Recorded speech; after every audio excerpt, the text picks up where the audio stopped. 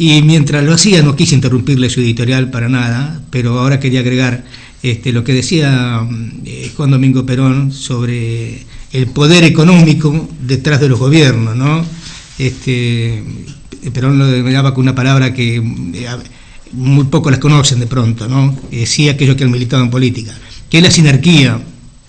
La sinarquía es el poder detrás del trono, no es justamente muchos gobiernos democráticos, uno podría decir, qué sé yo, Alfonsín, por ejemplo, Ilia, Cristina mismo, o Néstor, detrás de su gobierno había un poder económico mucho más poderoso que el propio gobierno, ¿no? Recién ahora en este gobierno de Macri se conjugan todos los poderes económicos, de los medios, de la justicia, o sea, que el gobierno de Cambiemos tiene la suma del poder completo, ¿no es cierto? Porque es una hegemonía total, todo camina hacia un mismo sentido, ¿no? Distorsionar la realidad, los mensajes son realmente distorsionados absolutamente, y tiene todo un poder hegemónico mediático que lo galvaniza, lo cubre, ¿no? Entonces parece que estuviese diciendo una gran verdad. El otro día, cuando no tenía palabras para decirlas, en un programa de televisión ponían hechos tontos, banalidades, chistes, como el mismo que dijo ayer, por ejemplo, Macri, estos problemitas de fuga de gas que tuvo una vecina, cuando hubo 2 muertos. Entonces, todo esto lo puede hacer porque está cubierto, porque la sinarquía y el gobierno de la nación es una misma cosa. No sucedió lo mismo con muchos otros gobiernos. El propio Alfonsín, con su ministro de Economía, Juan Carlos Pugliese, cuando pidió una colaboración para poder continuar con el gobierno democrático, que era después de una dictadura militar feroz, perversa y asesina y vendepatria, era el primer gobierno democrático que veníamos, ¿no? Y que prácticamente todos queríamos que terminara bien. Y le contestaron asfixiándolo. Incluso Mañeto, hay una frase que le dijo a Alfonsín: usted ya molesta, ya pasó, ¿no?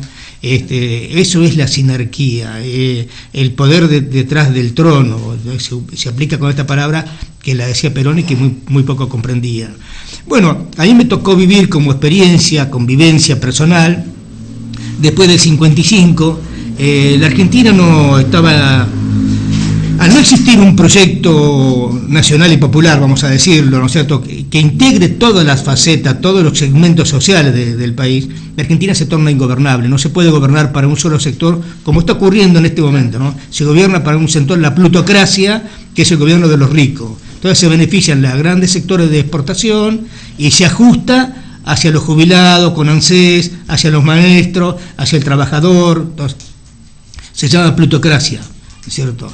Y así íbamos crecí, digamos, con esa angustia de no tener un futuro, de poder ir a estudiar con carreras que eran muy menores en calidad. Estudiábamos un secretariado comercial, sí. Qué sé yo, ¿cómo se llamaba? Tenedor de libro. También, sí. Tenedor de libro.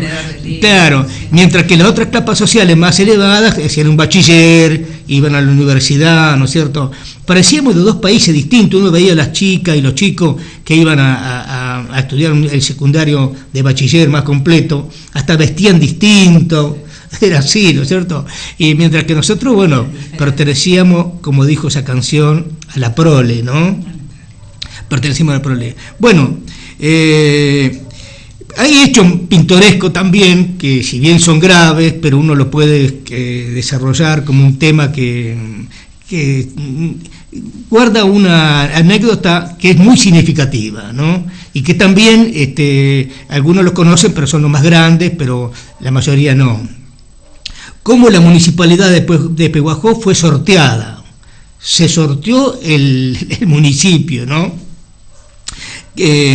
Parece de película, pero sin embargo es una historia real, ¿no? Después del golpe de Estado del 55 hubo distintos gobiernos, del gobierno de la fusiladora de Aramburu y Rojas, que asesinaron, encarcelaron, y por fin tuvieron que llegar hasta dar elecciones que la gana Arturo Frondizi. Nuevamente Arturo Frondizi es derrocado por un movimiento militar, Pero sorpresivamente, por una maniobra que hizo la Corte Suprema de Justicia, pudo colocar como presidente no al general Poggi, que era quien se postulaba para reemplazar a Frondizi, sino a José María Guido, que era el presidente provisional del Senado. Eso fue una maniobra que hizo el presidente de la Suprema Corte, que era Ollanarte, el apellido. Lo digo de memoria porque no lo tengo acá anotado, ¿no es cierto? Pero recuerdo perfectamente que eso produjo un disgusto en las Fuerzas Armadas muy grande, y principalmente en el general Poggi, y en Onganía, que ya estaba ahí, Onganía ejerciendo su poder político, y había hecho una alianza, un acuerdo con Balbín, y bueno, fueron elecciones con la proscripción del Partido Justicialista, del peronismo, ¿no? Bueno, la cuestión que en 1963 se hacen elecciones generales, gana la Unión Cívica Radical del Pueblo, que elige como presidente al doctor Arturo Illia, que es ungido presidente con apenas un 23,5%, no tuvo casi voto para nada. Tuvieron que hacer arreglo con el colegio electoral para que lo pudieran elegir como presidente. Fue muy amplia la cantidad de votos en blanco, porque el peronismo fue proscrito y votaron en blanco, y un sector del radicalismo muy antiperonista votó a Aramburu, que iba con el partido Udelpa. Pedro Eugenio Aramburu iba candidato a presidente, se presentó y salió segundo ahí en la elección, ¿no? Pedro Eugenio Aramburu, y fue apoyado, aunque parezca increíble, por un sector del radicalismo, ¿no? Que seguramente deben ser los antecesores de lo que hoy apoyan a Macri, ¿no? No tiene nada que ver con el radicalismo de Irigoyen, y bueno, Illia fue un buen gobierno, sin embargo, pero la anécdota actual es esta, ¿no? Como gobernador de la provincia de Buenos Aires fue elegido el doctor Anselmo Marini, también de la Unión Cívica Radical del Pueblo. En los municipios de la provincia de Buenos Aires se establece por decreto, modificando la ley electoral, que la elección para intendente se debe resolver con un colegio electoral, no por mayoría de votos, como es actualmente, que surgía de los mismos concejales elegidos. Los concejales formaban parte entonces del colegio electoral, ya que no había otros concejales anteriores porque había habido un golpe militar. Entonces los propios concejales que eran elegidos, se elegía en ese momento 18 concejales para Pehuajó. Bueno, en Pehuajó gana las elecciones por una diferencia de 400 votos la Unión Cívica Radical Intransigente.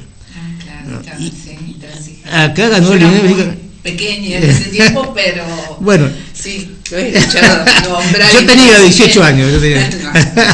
Bueno, en segundo lugar lo ocupó la Unión Cívica Radical del Pueblo, y habían sido electos 9 concejales por cada uno de los partidos mencionados.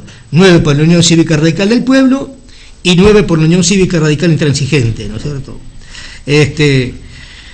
El candidato a la Unión Cívica Radical Intransigente, que ganó las elecciones por 400 votos, era Pablo Julián Landa, mientras que el que salió segundo es Nelo Mazzola, muy conocido Nelo Mazzola en Pehuajó. Todavía, sí, pero sí. eso sí que he escuchado de sus nombres. Bueno, pero salió segundo. La Unión Cívica Radical, el Comité Central, indicó que se respetara la voluntad de la gente, pero no obstante eso, el Partido Radical, en el orden local, no aceptó la recomendación del Comité Central de la Provincia de Buenos Aires, y entonces se originó un debate muy fuerte entre los 9 concejales, entre los 18 en total, y no había forma de resolver el problema, sino mediante un sorteo. Es ahí donde se hace el sorteo para el cargo de intendente de Pehuajó. Bueno, esto lo traigo como un hecho pintoresco, sí, pero que fue real en Pehuajó. Que nadie se ofenda, porque esto no tiene el sentido de agraviar a nadie ni nada, y respetar la memoria, claro, es histórico, de don Pablo Julián Landa, tanto como la de Nelo Mazzola, sí, ¿no? Son absolutamente respetables. Pero quiero remarcar esto, ¿no? Cómo se fue rifando el sistema democrático, y tanto que habían hecho para derrocar a Perón y al peronismo, ¿no? Para que después cayéramos en esa clase de ridiculeces, de sortear un municipio y no respetar la voluntad popular. Bueno, el sorteo se realizó y se colocaron 10 sobres en una caja, 8 de los cuales estaban en papel en blanco, ¿cierto?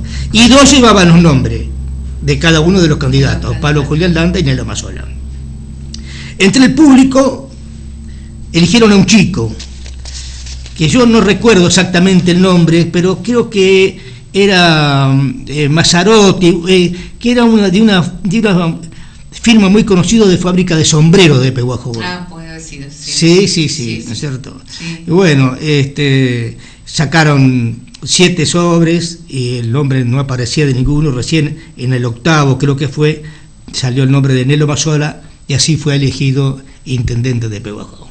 Esta es la historia que quería contar. Qué increíble. Bueno, sí, historias que desconocemos, por ahí yo la desconocía. Es pintoresca, no deja de ser seria, Sí. porque se ocupaba un cargo de intendente, y no deja de ser también, en algún sentido, antidemocrática, porque la gente había votado por una diferencia de 400 votos a favor de don Pablo Julián Landa. Muy bien.